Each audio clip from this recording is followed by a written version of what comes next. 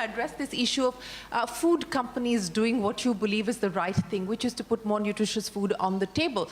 Now, you know, one would hope that it is enlightened self-interest that will get food companies to do the right thing. But that's not necessarily been the experience, and that's not necessarily been the case. You have needed regulation to change behavior, to change what companies are putting out in the market. Even currently in India, we've got, as far as labeling norms are concerned, etc., you know, a lot of back and forth between the FSSAI as well as industry. How much has changed from a private sector perspective on this issue, and what more do you believe needs to be done to really forge a greater alignment between industry as well as the changes that we need for the benefit of the consumer? So, Shirin, not enough has changed, but a lot has changed. A lot more needs to be done. So, for example, I think in 2007 or 2008, we didn't even have standards for fortification of proprietary foods. Now, there's a lot of work that FSSAI has done to lay down those standards, etc.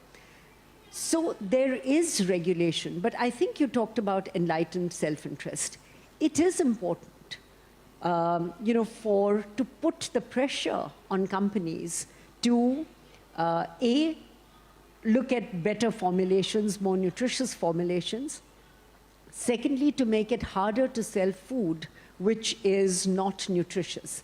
I also want to be very clear, we're not just talking about everybody eating fruits and vegetables all day long. Of course it is important to, you know, processed food always tastes good.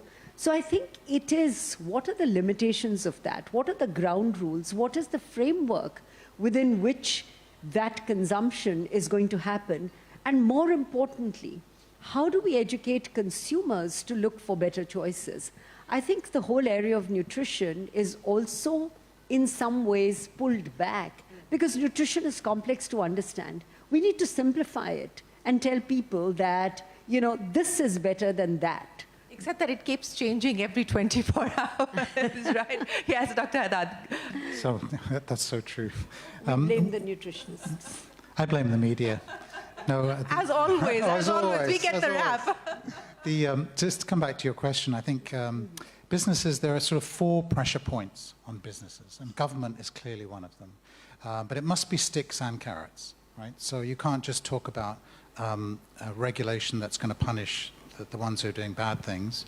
We need to support the ones who are doing good things with tax breaks and utility breaks. If they're producing nutritious food for domestic consumption, let's reward them. Second group is investors. More and more investors are looking for companies that take ESG standards seriously, environmental, social, and governance standards seriously. The problem with ESG standards is there's nothing about nutrition in them whatsoever. The only thing that's in there about health is whether this product's going to blow up or kill you. It's not about whether it's healthy or promotes nutrition. I think the third group is actually the employees. Employees they're kind of driving their companies. They want to work for companies that have a social impact and a social mission. And I think the fourth group that's very important is actually the research community. And the research community is very fixated on what's driving malnutrition, but not enough on what the consequences of malnutrition are and what some of the solutions are. And the evidence is becoming clearer and clearer when it comes to enlightened self-interest. The evidence is clear on CSR. Companies that invest in CSR seriously, eventually after 3 years, have a higher rate of return on assets than companies that don't. Workforce nutrition. Companies that invest in worker nutrition, every rupee they spend, they get 6 back in terms of improved productivity, lower absenteeism, lower turnover rates. So the evidence is there. We just have to get it into the hands of the managing directors who will see, goodness, if I do this, I'll actually be, even if I don't care about nutrition, my bottom line will be improved. And yes, at the end of the day, you know, as far as CEOs are concerned, that is the trap that they're also sort of, and you know that, Vinita, you know that that is the balancing act that you have to deliver on quarter after quarter, both as far as the bottom line is concerned, but also wanting to do good as far as the consumer goes. You know, and I think there are models that are emerging which says you give consumers don't know what they don't know. And therefore, if I go to the consumer with a proposition which is good for the consumer and of course tastes good, it is a winning proposition. I think we have to get away from a little bit of what I call lazy marketing. You know, we have to be more innovative in terms of, you know, what is being done, with an eye to saying that it is about, you know, adding rather than subtracting. Yeah. Yes, Dr. Haddad. Just on lazy marketing, I couldn't agree more. I think some of the public, and I'm talking now about the public sector, some of the public sector messaging I see in countries all over the world, including the one I live in, the messaging about healthy food is very boring. It's very, you know, left brain. It's logical, it's scientific. You should eat more of these because it's good for you. Any of you have kids, you know that message is not going to work. They'll just roll their eyes at you. You have to appeal to the right side of the brain. Emotion, aspiration, colors. I mean, that's what the private sector does so brilliantly. So somehow we have to blend those two approaches, take the best of the private sector, but of course marry it to the hard scientific effects, messages about what's good for you. And finally, the game changer here, what's the game changer? Youth. Youth is the game changer. They are becoming so much more active, so much more agents of change. They're saying to me and to my colleagues at GAIN and everyone in the sector, we're having to live with these decisions that you guys are making. We'll have to live with them for 3 and 4 times as long, maybe 10 times as long as you will have to live with them. We want a voice. We want a voice, and actually we're doing stuff. You should pay attention to us, and we want a seat at the table. We don't want to end up on the table. Well, they said many more people need a seat at the table, and I think that comes back to the point that you made about diversity. But Dr. Haddad, you know, one of the issues I want both Vinita and you to talk about, and that is something that you mentioned in the context of putting together game-changing solutions, and that is to change the way that the world looks at incentivizing. You believe that there should be some sort of a consensus as far as food prices are concerned, or at least a true reflection of food prices. Now, you know, how do we get there? And again, in the context of a country like India, where there is so much back and forth, for instance, on subsidies, on minimum support price to farmers, what farmers get to make, you know, how do we arrive at what is truly the right price that is reflected as far as food is concerned?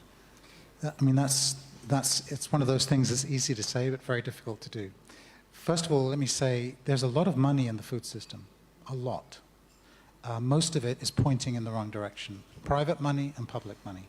So the first challenge is, I mean, we talked about what can governments do. Governments can do a lot.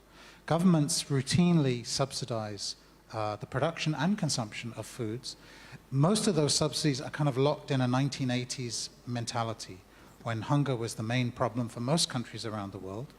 And now the main problem for most countries around the world is actually nutritious diets, unhealthy diets. So we need to shift a small percentage of those subsidies from staple foods to non-staples that are healthy. I'm talking about fruits, vegetables, pulses, millets. It's the year of the millet, eggs, dairy, fish. These foods are rich in micronutrients, low sometimes in environmental footprints.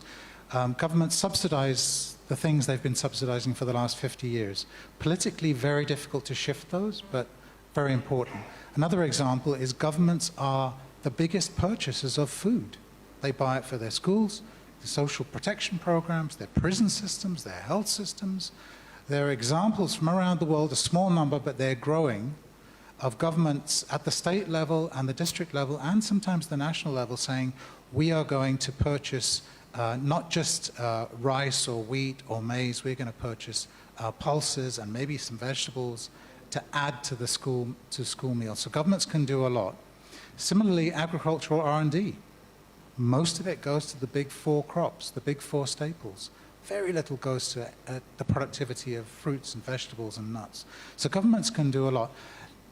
It's going to be difficult to measure the true value of food and to get people to use it, because some foods will become more expensive and some foods will become less expensive. I think the foods that become less expensive are going to be the foods that are healthier, that do less damage to the environment, because the negative externalities they generate are going to be that the unhealthy foods and the foods that are bad for the environment will now be reflected in their prices. So I think there will be a rebalancing, but it will be a brave government to take that on. Thank you very much, Dr. Haddad, and thank you very much, Vinita, for joining us here this evening. Thank you very much, ladies and gentlemen. Appreciate your time.